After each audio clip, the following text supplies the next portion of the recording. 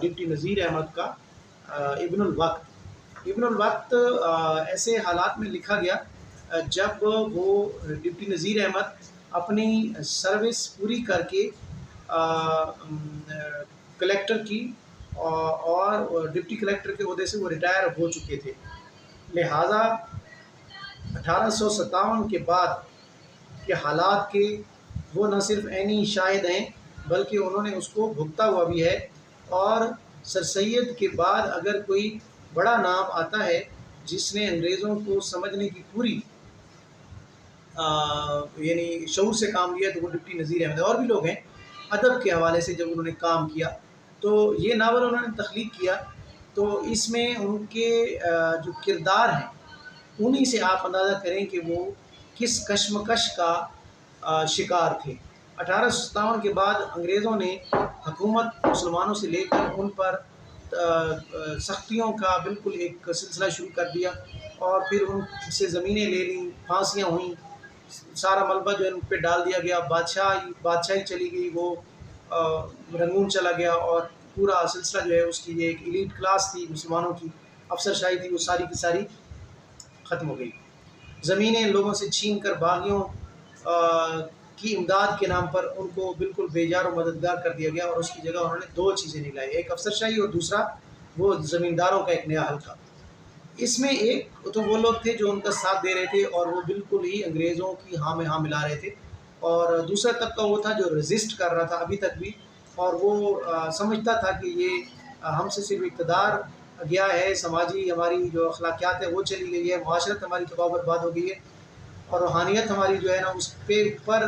بہت بڑا حملہ ہو گیا ہے۔ اب رہی سی کسر جو ہے نا ہمارے عقائد اور ہماری جو ثقافت ہے وہ بھی ہم سے چلی جائے گی، تو وہ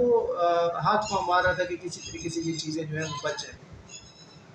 مغربی جو تہذیبی یلغار ہے جس کو اکبر الہ نے اور اقبال نے بہت زیادہ اپنے کلام میں باندھا ہے، وہ کہتے تھے کہ اب یہ تو حقیقت ہے کہ انگریز حکومت کر رہا ہے، لیکن اب بہادری یہ ہوگی کہ آپ اپنی ثقافت اور تہذیب کو آپ بچا لیں مشرق والے، تو یہ بہت بڑی بات ہوگی۔ تو وہ دوسرا طبقہ تھا۔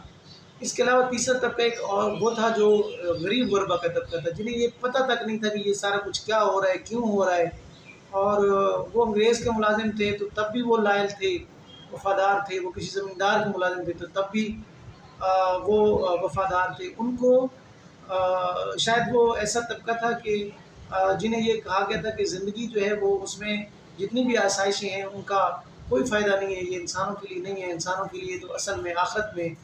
کوئی مقام ہے جس کو جو جنت کہتے ہیں، یا کوئی ایسا پیراڈائز ہے، یا جو وہ کوئی ہیون ہے،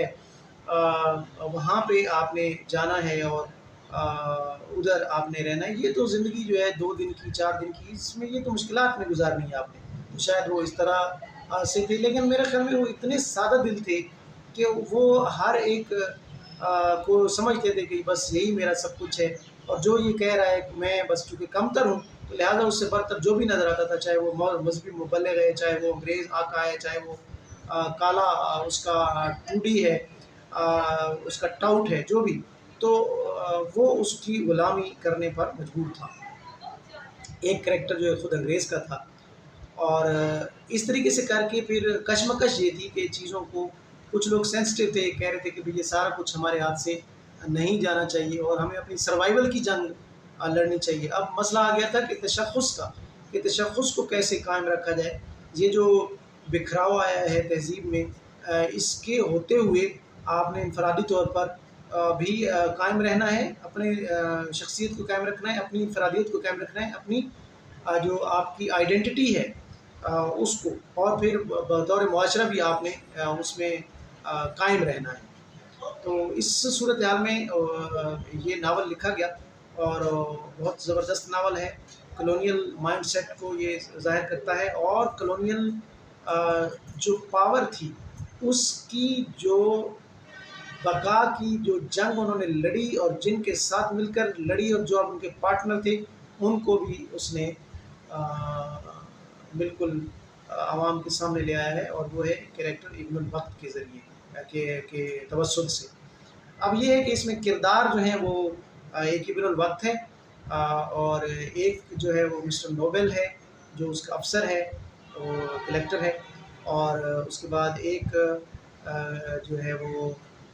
حجت الاسلام ہے. یہ 3 جو کردار ہیں یہ بنیادی کردار ہیں. اس کے بعد ایک مسٹر شارپ ہے جو مسٹر نوبل کو ریپلیس کرتا ہے، وہ چلا جاتا ہے اور اس کی جگہ یہ آ جاتا ہے. اس کے علاوہ پھر ایک کردار جو ہے وہ نوکر کا ہے، اور وہ کردار اس کا نوکر ہے انگریز کا. تو اس طریقے سے کر کے اس نے خواتین کے بھی کردار ہیں، برائے نام میں تھوڑی دیر کے لیے وہ آتے ہیں، لیکن وہ بھی اس نے دکھایا ہے. شاید وہ یہ دکھانا چاہتا ہے کہ لائم لائٹ میں یا معاشرے میں واضح طور پر کہیں عورت جو ہے نا، جیسے گھر سے باہر وہ نظر نہیں آتی تھی، اسی طریقے سے اس کا کوئی اس طریقے کا رول بھی نہیں تھا کہ اس کو سامنے پیش کیا جا سکے. یہ الگ بات ہے کہ کچھ لوگ جو ہے وہ انگریز یہاں پہ شادیاں بھی کر رہے تھے، کچھ یہاں کے مقامی لوگ بھی انگریزوں کے ہاں وہ شادیاں کر رہے تھے، اور اینگلو انڈین جو کلچر تھا وہ فروغ پا رہا تھا. لیکن میرے خیال میں یہ اس کی وہاں تک وہ نہیں گیا. صرف اور صرف اس نے رزسٹ کیا ہے اور رد عمل دیا ہے کہ وہ طبقہ جو چاہتا ہے کہ ہم یہاں نہیں دیکھنا چاہتے انگریز کو، اس کو اس نے واضح کرنے کی کوشش کی ہے. لیکن جو مین کریکٹر ہے وہ اس کا ابن الوقت ہے، جو کہ جگہ جگہ پر وہ کمپرومائز کرتا ہے، وہ وضع خطا وہی اختیار کر لیتا ہے، وہ سب کچھ جو ہے وہ انگریز کی ہاں میں ہاں ملاتا ہے، اسی کی طرح سوچتا ہے. اس کا اپنا کوئی ذہن نہیں ہے، کہیں پر اپنا ذہن وہ اپلائی نہیں کرتا. اور کہانی کا جو آغاز ہے وہ جہاں سے شروع ہوتی ہے کہ مسٹر ابن الوقت جو ہے اس نے مسٹر نوبل جو ہے وہ ایک انگریز ہے، جب حملے ہو رہے تھے اور جب باغی جو ہے چن چن کر انگریزوں کو مار رہے تھے، تو اس نے ایک انگریز کی جان بچائی، اور پھر کئی دن تک اس کے گھر میں وہ رہا. پھر وہ اس کے ساتھ وہ بات چیت کرتا رہا. اور بعد میں اگر آپ دیکھیں تو کار جہاں دراز میں بھی ایک جگہ پہ قرۃ العین حیدر نے اپنے آباء و اجداد میں سے کسی ایک شخص کو ایک انگریز کی جان بچاتے ہوئے دکھایا ہے، اور اس کے صلے میں جو ہے وہ ان کو پھر جو بھی ملنا تھا بعد میں، وہ انگریزوں نے جو ان کو زمینیں دی ہیں یا جو عہدے دیے ہیں، وہ ایک حقیقت ہے. تو وہ